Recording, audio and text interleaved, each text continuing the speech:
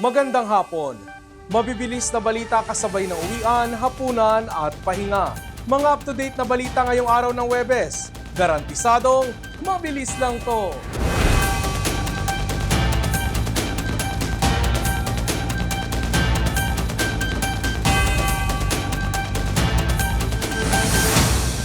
Mga headlines ng mabibilis na balita. Heto na!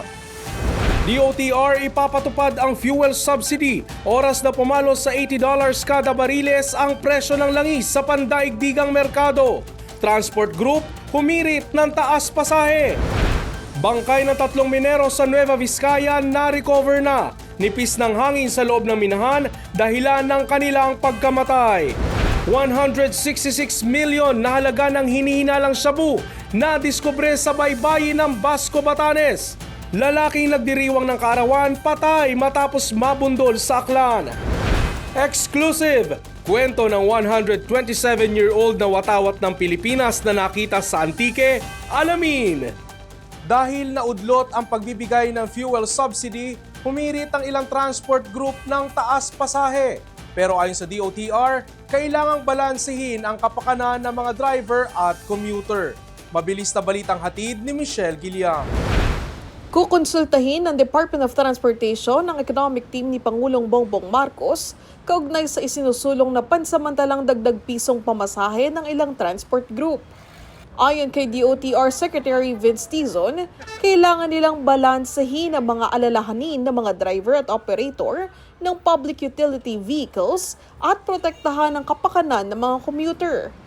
Giit kasi ng ilang grupo, bagamat bumaba na ang presyo ng langis sa world market, nagpatupad pa rin ng malakihang dagdag singil ang mga local oil company. Kailangan nating balansehin din yung epekto ng pagtaas ng pasahe sa ating mga commuter, sa ating mga kababayan.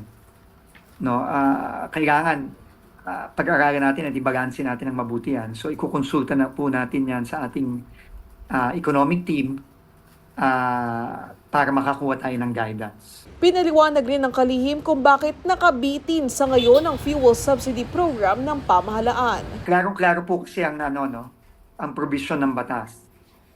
Pwede lang nating magamit ang fuel subsidy budget pagka pumalo ng $80 ang per barrel ang oil. So, ang sinabi ang ating Pangulo, klarong-klaro, dapat mag-ready tayong lahat. Ayon sa Department of Energy, ang pinakamataas na inabot ng presyo ng langis sa world market ay $78 per barrel. Tiniyak naman ni Dizon na sakaling umabot sa $80 per barrel ang presyo, agad-agad i-disburse ng gobyerno ang kaukulang subsidiya.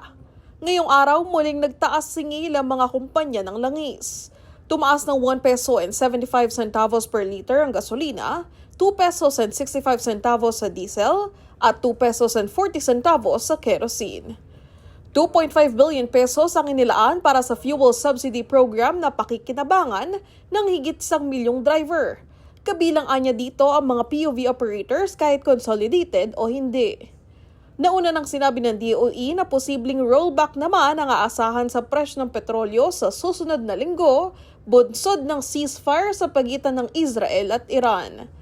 Michelle Giliang para sa All TV News, Channel 2. Na-recover na ang bangkay ng mga minerong pumasok sa minahan para magsagawa ng small-scale mining sa Barangay Runruro sa Nueva Vizcaya.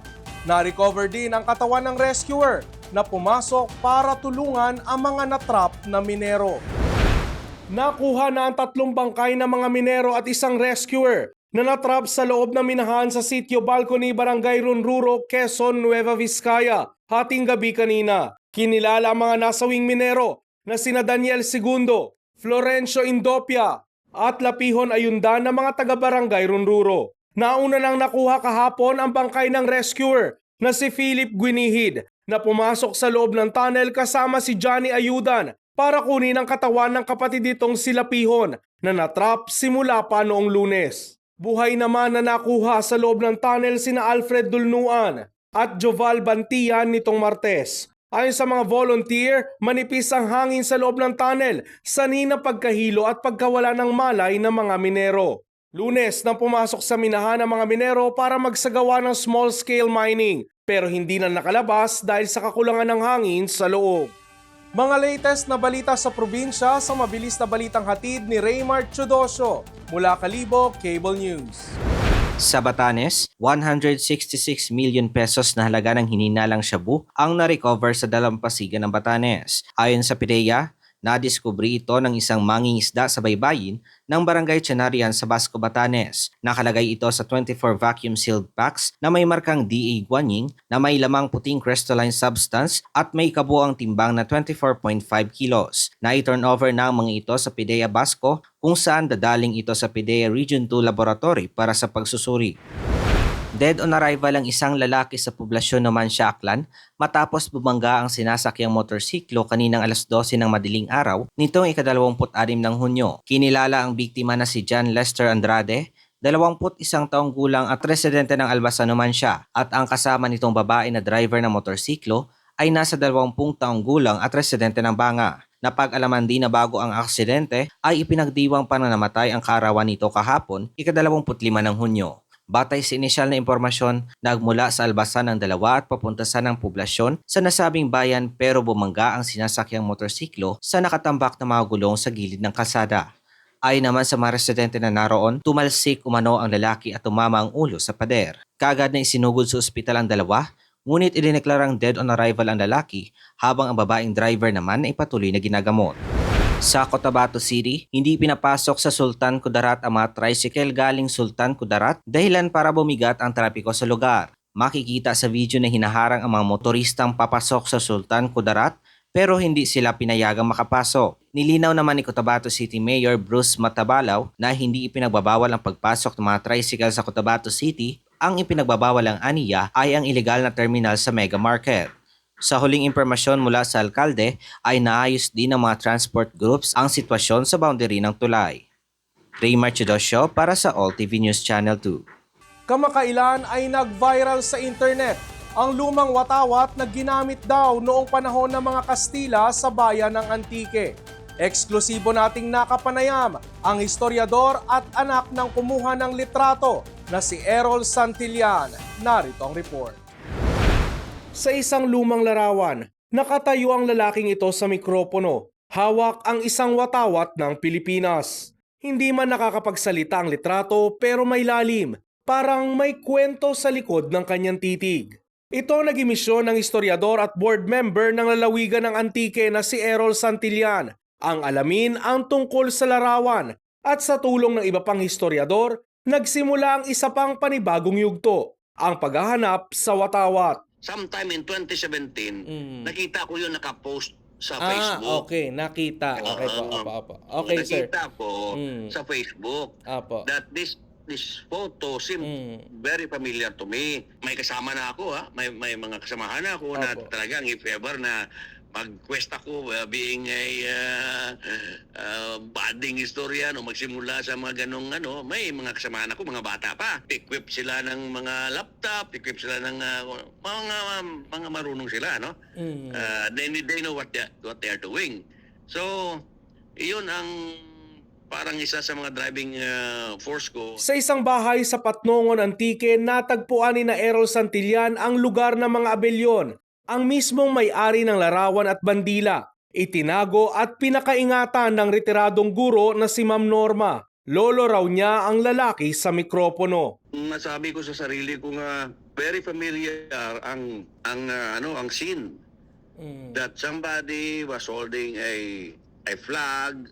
May caption din yun eh. Ang sa likod nito ay nakalagay doon ang sulat ni Juan Abellon, yung nasa picture na humahawak ng Manila, na ito raw, to quote, this is the same flag that was used by General Leandro Fulion and his first expeditionary force when they arrived in Yawan, Pandan, which is now the town of Libertad here in Antique. And upon reaching the shores of Pandan, they planted, according to him, I will quote, they planted that flag on September 21, 1898. Sa pagsusuri ni Errol sa litrato, Nagiging personal na kasi nakita ko it is only that time nang nahawakan ko na mismo yung picture na yon, kaya I had goosebumps. Kasi I want to make sure kung talagang ang parang nakikita ko na ay a product of my father's photography. Tama nga. mula 1940 sa studio ng kanyang ama, nagsimulang maisulat sa larawan ang kasaysayan ng Rebolusyong Pilipino sa Antique. Si Juan Abilion na nasa litrato ay anak ng revolusyonaryong si Colonel Ruperto Abilion. Colonel Ruperto Abilion, as a background, was the second in command to General Leandro Follion, who was then, during that time, in 1898, led the expeditionary force sent by General Emilio Aguinaldo to spread out his influence, not only sa Luzon, kundi pati na rin sa Visayas, via nga dito sa Antique. Bukas, alamin natin kung lihitimo nga ba ang nasabing watawat na kinuhana ng ama ni Errol Santillan noong 1968 at iba pang kwento na kung saan iwinagayway ang watawat ng Pilipinas noong panahon ng mga Kastila. Bukas yan sa ikalawang bahagi ng ating panayam. At yan ang mga up-to-date na balitang nakalap ng All TV News ngayong hapon. Para sa iba pang balitang mabibilis, bisitahin ang aming website, alltv.ph/news. I-like at i-share din ang All TV News PH sa Facebook at YouTube at makinig sa All Radio 103.5. Ako si Ralph Lopez. Magandang hapon.